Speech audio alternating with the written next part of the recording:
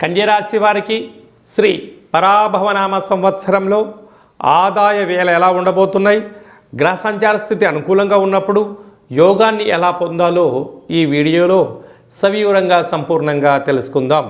కన్యరాశిలో ఏ ఏ నక్షత్రాలు వస్తాయనగా ఉత్తరా నక్షత్రంలోని 2, 3, 4 పాదాలు, హస్తా నక్షత్రంలోని 4 పాదాలు, చిత్తా నక్షత్రంలోని 1, 2 పాదాలు కలిపితే కన్యరాశి.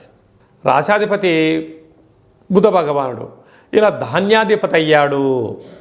వీరి యొక్క ఆదాయం 8, వ్యయం 11, -3 అయినను రాశాధిపతి గ్రహాలు యోగదాయకంగా ఉండడం వలన ఈ కన్యరాశి వారంతా అదృష్టవంతులు ఎవరు లేరు అని చెప్పి కూడా గమనించాలి.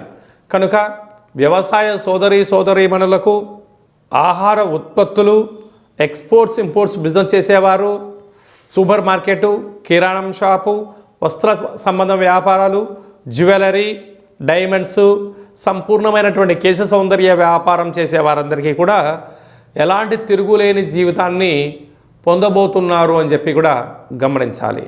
అలాగనే ధనస్థానాధిపతి శుక్ర భగవానుడు సస్యాధిపతి అవ్వడం వలన నిత్యము అందరూ సస్యశ్యామలంగా ఉండాలి, అందరూ బాగుండాలి, అందులో మా కన్యరాశి జాతకులు బాగుండాలని మీ కోరుకోవడం మీ గొప్పతనంగా భావించగలగాలి.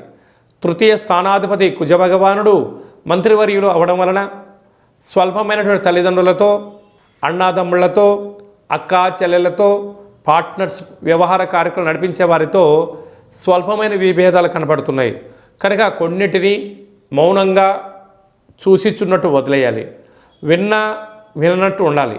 కొన్ని సందర్భాల్లో ఎలా ఉండాలంటే కళ్ళున్న గుడ్డివారు, నోరున్న మూగవారు, చెవులున్న చెవిటివారిలాగా ఉండగలిగినట్లయితే పెద్ద పెద్ద సమస్యలు కాలక్రమేణా సమసిపోతాయి. నేను ప్రతిదానికి మీరు తలదూర్చారా, బంధుత్వాలు బాంధవ్యాలు తెగిపోయి, పార్ట్నర్షిప్లు విడిపోయి, పోలీస్ స్టేషన్లు, కోర్టు సమస్యలు వచ్చేటువంటి పరిస్థితి అధికంగా ఉంటుందని చెప్పి కూడా గమనించాలి. అర్ధాష్టమ రాశాధిపతి రాజు అవ్వడం వలన స్వీయ నియంత్రణ, మాట్లాడేటువంటి కాల సమయంలో ఓపిక, వినేటువంటి కాల సమయంలో శ్రద్ధ, చదివే కాల సమయంలో ఏకాగ్రత అవసరం అని చెప్పి కూడా గుర్తు పెట్టుకోగలగాలి. అలాగనే 6వ స్థానాధిపతి శని, అక్కడ రాహు ఉండడం వలన దయచేసి అప్పులు ఇవ్వద్దు అని చెప్పి జ్యోతిర్విజ్ఞానం తెలియచేస్తుంది.